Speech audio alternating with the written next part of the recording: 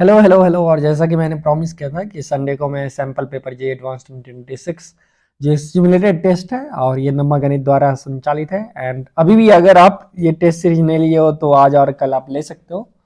हालांकि एक paper already हम लोगों ने कंडक्ट कर लिया है तो आपको वो पेपर मिल जाएगा। आप लिंक डिस्क्रिप्शन में जाइए और वहाँ पे जाके आप टेस्ट सीरीज खरीद सकते हो। ठीक है। और जिनको टाइम पास करना है भाई वो बिल्कुल आप उस लिंक पे मत जाइए।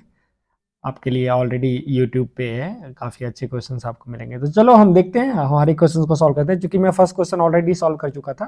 हालांकि जो न्यू हो इस चैनल पे उनके लिए मैं हिंट दे रहा हूँ और ये ऑलरेडी मैं चैनल पे डिस्कस कर चुका हूँ।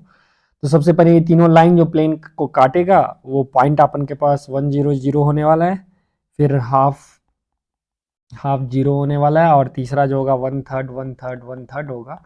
अब हमारे पास क्या है, एक फोर्थ जो लाइन है L4, इस पे एक बंदा एक पॉइंट P मूव कर रहा है। अब कोई पर्टिकुलर लोकेशन के लिए एक टेट्राहेड्रन बनेगा, आपसे पूछ रहा है इस मैक्सिमम वॉल्यूम ऑफ टेट्राहेड्रन और मिनिमम वॉल्यूम ऑफ टेट्राहेड्रन। बहुत मजे की बात है, अगर तुम ये प्लेन का नॉर्मल देखोगे, मतलब ये जो ट्रेंगुलर प्लेन है वो आ रहा है 1 1 1 और ये लाइन का जो डायरेक्शन देखोगे यहाँ पे आ रहा है 1 0 - 1 और ये दोनों का डॉट प्रोडक्ट हो जाएगा स्वाहा।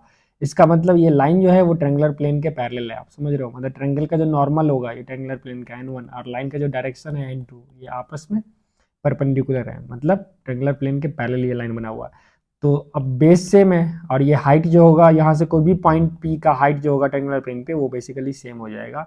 तो मैक्सिमम वॉल्यूम जो होगा और मिनिमम वॉल्यूम दोनों सेम ही हो जाएगा, मतलब वॉल्यूम कांस्टेंट है। अल्फा और बीटा इक्वल है तो ऑप्शन है ऐसे ही गया, ऑप्शन सी ऐसे ही गया।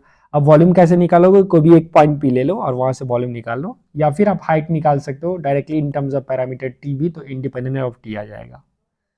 तो आपको आ जाएगा 5/√3 एंड टेट्राहेड्रन का volume 1/3 into area of base which is √3/12 into height 5/√3, तो वो आपको देगा 5/36 और अल्फा और बीटा इक्वल है तो मेरे पास 5/18 करके आंसर आएगा और इसका करेक्ट आंसर ऑप्शन डी आएगा। अब हम नेक्स्ट क्वेश्चन पे चलते हैं और ये भी बहुत मज़ेदार क्वेश्चन है। इसमें कुछ नहीं लगाना है, आप डायरेक्टली किंग्स रूल लगाओ।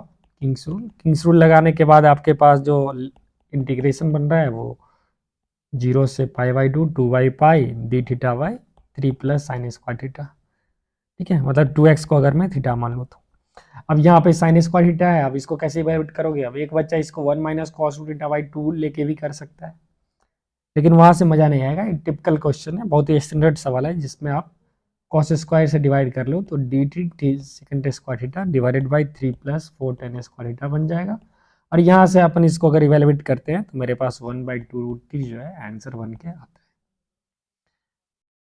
तो इसका आंसर 1/2√3 ऑप्शन ए सही होगा।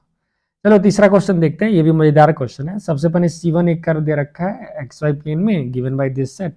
C2 दूसरा कर्व है जो 1, 2 से पास कर रहा है orthogonal to C1 at every point of intersection. इस टाइप के क्वेश्चन जो एडवांस के फेवरेट रहे हैं पास्ट ईयर्स में। देखो ये पेपर का खासियत है ना, इस हमारे नंबर गणित टेस्ट सीरीज में हर एक पेपर ही आपको इस फंट में मिलेंगे, इस टाइप के मिलेंगे और इतने हाई क्वालिटी क्वेश्चंस मिलेंगे। देख रहे हो पहला ही क्वेश्चन क्या जबरदस्त बनाया गया था।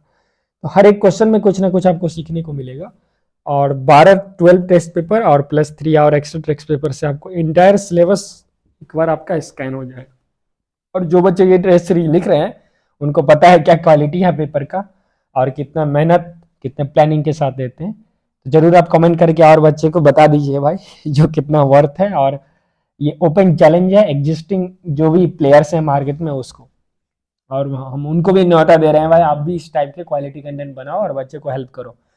ठीक है, रिग्रेस क्वेश्चंस बनाओ, अच्छे क्वेश्चंस बनाओ, रिलेवेंट क्वेश्चन बनाओ, क्योंकि वो बन नहीं रहे हैं। आप इतने करोड़ का बिजनेस कर रहे हो फिर भी क्वेश्चंस कहीं ना कहीं आप सही नहीं बना पा रहे हो। ठीक है, तो I am thankful to Ankit also जो TIFR Tata Institute of Fundamental Research से PhD कर रहे हैं। और thank you to Kushal as well as Diwakar जो कि CMR ISI से। और हम लोग अपने नमागणित टीम के साथ आपके सामने ये क्वालिटी कंटेंट पहुंचा रहे हैं। तो let x0 y0 be a point of intersection of C1 C2 first quadrant, M1 M2 slope दे रखा है, M1 M2 अब रूट्स ऑफ इक्वेशन है और फिर यहाँ पे न्यूटन सम का ही फील करिए। आप बोलोगे भाई ये क्वेश्चन में तो इतना चीज है, लेकिन बनाने में मैक्सिमम आपको 2 मिनट लगेगा। इस डेट को सॉल्व करोगे तो ये बहुत ही सिंपल है, x² - y² = 1। अब अगर आपको ऐसा कर्व निकालना है जो इसके ऑर्थोगोनल हो, मतलब एक पॉइंट ऑफ इंटरसेक्शन पे क्या होना चाहिए, स्लोप, प्रोडक्ट ऑफ स्लोप -1 होना चाहिए। तो आप एक्चुअली क्या करो, तो इसका डिफरेंशियल इक्वेशन जो है, ठीक है, आप इसका डिफरेंशियल इक्वेशन निकालोगे तो 2x minus 2y dy by D x निकलेगा अपन के पास, 0 2 कट गया, मतलब dy बाई डी एक्स, जो पॉइंट ऑफ इंटरसेक्शन पे स्लोप जो होगा हाइपरबोला का वो मैं निकाल रहा हूँ। तो ये अपन के पास x बाई वाई आया। अब मुझे ऐसा कर्व निकालना है जहाँ पे स्लोप एग्जैक्टली इसके m1 m2 -1 हो। तो dy बाई डी एक्स अगर स्लोप m है तो वो उस कर्व का स्लोप होगा -1/m, तो इसलिए वो dx by dy equal to x by y आ जाएगा। यहाँ से आप देख सकते हो y dx plus x dy equal to अपन के पास 0 आया, तो dx बाई 0 आ गया। ये भी एक हाइपरबोला है x वाई लैम्डा। अब बोल रहा है ये पॉइंट जो है 1,2 से C2 पास कर रहा है, तो एक्स वाई आ गया अपन के पास 2, ठीक है, एक्स वाई आ गया 2। तो अब तुम अगर पॉइंट ऑफ इंटरसेक्शन अगर निकालोगे अपने पास क्वाड्रेटिक का, अगर आप देखोगे roots t square minus p t plus q equal to 0 है, क्योंकि इसका रूट्स m1 और m2 है, प्रोडक्ट ऑफ स्लोप जो होगा वो क्या होगा, -1 होगा। तो यहाँ से अपन के पास q का वैल्यू -1 आ गया, और सम ऑफ रूट कितना आएगा बाबू, m1 प्लस m2 आ जाएगा x square minus y square by x y, और एक्स वाई ऑलरेडी अपन के पास कितना है 1,2 2 है। तो ये पूरा वैल्यू दोगे तो तुम्हारे पास जो इक्वेशंस बन के आ रहा है वो आ रहा है t square minus p t plus q equal to 0, और यहाँ पे p का वैल्यू आ गया मेरे पास 1/xy, आप चेक कर लो। और तो फिर अब न्यूटन सब में लगाएंगे तो s n minus p times s n -1 minus s n -2 0 आ गया। मतलब आप मल्टीप्लाई कर दो इसको t का पावर n-2 से, और सब वैल्यू अगर रखोगे तो अल्फा बीटा और ये सब कैंसिल हो गया। मेरे पास जो आंसर आ गया वो आ रहा है 1, राइट। तो इसका आंसर जो आने वाला है थर्ड क्वेश्चन का वो दिया जाएगा। चलो अब फोर्थ क्वेश्चन की दुनिया पे चलते हैं। ये भी बहुत ही शानदार सा सवाल। तो एक तो आप डिटर्मिनेंट को बहुत जल्दी वैल्यूएट कर सकते हो, हालांकि आप डिटर्मिनेंट को ऐसे भी कर सकते हो। देखो ये एक्स वाई 0 रखा गया है क्योंकि हर एक एक्सप्रेशन में एक्स वाई है, एक्स वाई है, एक्स वाई है। तो मैं इसको इमेजिन कर सकता हूँ। अब तो यह तो आप डायरेक्टली कैलकुलेट कर लो भाई, इसका डेट क्या होगा। अगर इसका आप डेट करोगे तो इसके अलॉन्ग में एक्सपेंड कर देता हूँ, 0 0 गया 1, this into this minus this into this, that will give that is x square minus y square. अब एडजॉइंट ऑफ m क्या होने वाला है, ये हो जाएगा डेट ऑफ m का पावर n-1। अपन के पास n का वैल्यू 3 है, 3 क्रॉस 3 है, तो ये det of m whole square हो गया। तो यहाँ से मेरे पास x square minus y square का वैल्यू जो आया वो 25 आ गया। इनफैक्ट डेट ऑफ m जो है वो +-25 आएगा। तो अगर आप 25 लोगे तो यहाँ से 6 पॉइंट आएगा, क्या आएगा, +-13 +-12, और 25 कैसे आएगा भाई, 25 - 0, सो +-5,0। तो यहाँ से मेरा 6 वैल्यू आया, क्योंकि 13 12 30 -12 2 2 4 6 कॉम्बिनेशन है, फिर 6 आ जाएगा -25 से, तो टोटल तुम्हारा 12 आ जाएगा। देखो भले ही क्वेश्चंस आपको देखने में जब मैं सॉल्व कर रहा हूँ तो बहुत ही आसान लग रहा होगा, लेकिन ठीक है, हालत ख़राब होता है जब आप एक्चुअली पेपर बनाते हो। और अभी भी देखने में भी आपको आसान नहीं लगा है, क्योंकि सॉल्व करने में दम चाहिए। देखो क्वेश्चन 3 जैसे यहाँ पे सॉल्व करने में दिमाग था। क्वेश्चन 1 जो था अगर कोई बच्चा ऑब्जर्व कर लेता तो बहुत जल्दी कर लेता, नहीं करते तो आपको 5 मिनट टाइम लगता। चलो नेक्स्ट क्वेश्चन की दुनिया में चलते हैं। क्वेश्चन नंबर 1, तो यहाँ पे सबसे पहले अगर इसको डिकोड करोगे तो देख सकते हो ये z माइनस गोलू का क्या मतलब है, इस distance of z from Golu, distance of a complex number from another complex. ये बोला distance of a complex number from √3 और -√3 से जो है वो √6 है। अच्छा अच्छा, तो मैं सबसे पहले अगर इसको मैं कॉम्प्लेक्स प्लेन में देखूं, अपन के पास एक √3 है, एक -√3 है, और सम ऑफ डिस्टेंस जो है वो कॉम्प्लेक्स नंबर z का वो 2√6 है। ये डिस्टेंस 2√3 है, तो ये सम ऑफ डिस्टेंस आ जाए तो डेफिनेटली ये एक इलिप्स में जाएगा। और आपको पता है डिस्टेंस इन फोकस 2a ही है, तो 2a इज 2√3, और सम ऑफ डिस्टेंस आप निकाल लो 2√6। तो वहाँ से इलिप्स का जो इक्वेशन बन रहा है a और b दोनों मिल जाएगा, x² / 6 + y² / 3 = 1 अपन के पास बन गया।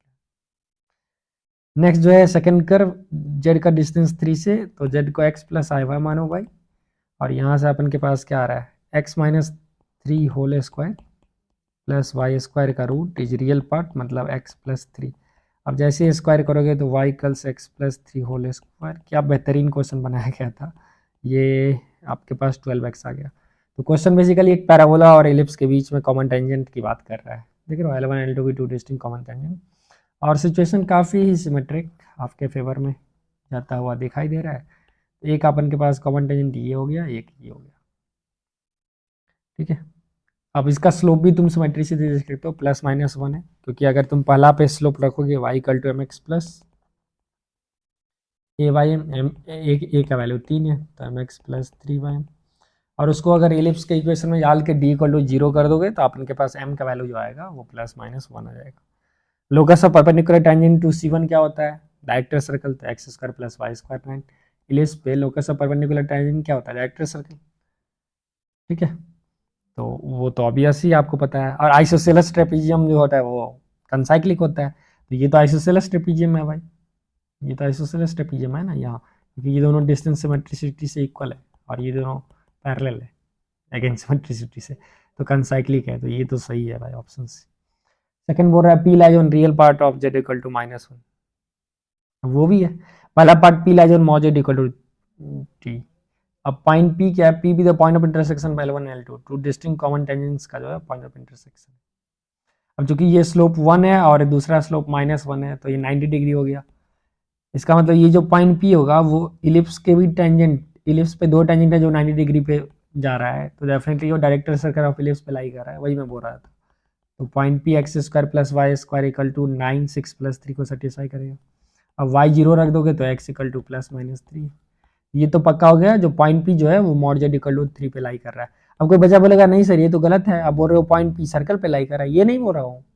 तो देखो यही, otherwise I would have told the locus of point P is mod z = 3, that is different statement.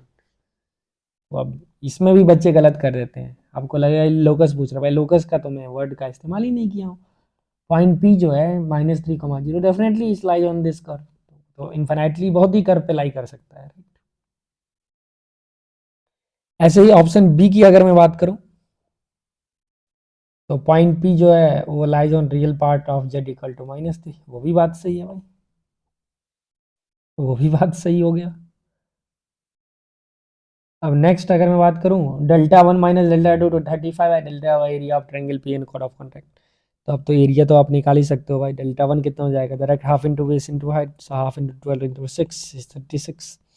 Δ2 हो गया हाफ इंटू 2 इंटू 1 आ जाएगा विच इज 1, डिफरेंस इसका 35 हो गया। ये भी सही है, ए बी सी डी सब सही आंसर। अच्छा एक बच्चा पूछ रहा है आइसोसेलेस ट्रेपीजियम जो है वो कौन साइक्लिक क्यों होता है? देखो भाई, अगर ट्रेपीजियम मेरा आइसोसेलेस है, अच्छा छोड़ दो, पहले सर्कल को हटाओ, अब गारंटी है एक सर्कल पास करेगा, क्यों? क्योंकि अगर ये दोनों इक्वल है और ये एंगल मान लो अगर मैं थीटा मान लूँ, और ये दोनों चूंकि पैरेलल है तो इसको फाई मान लो।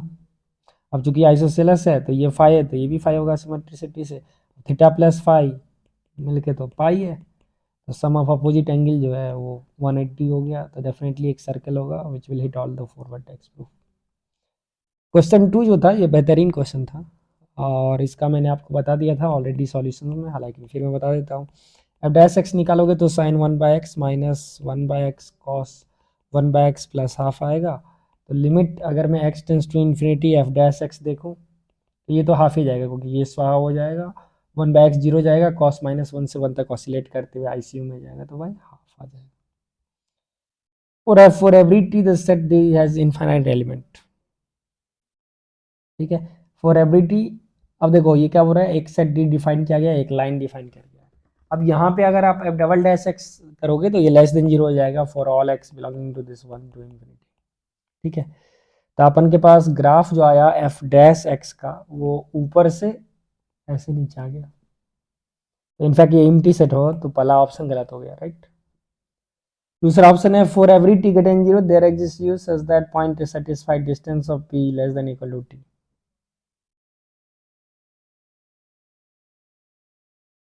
ठीक है।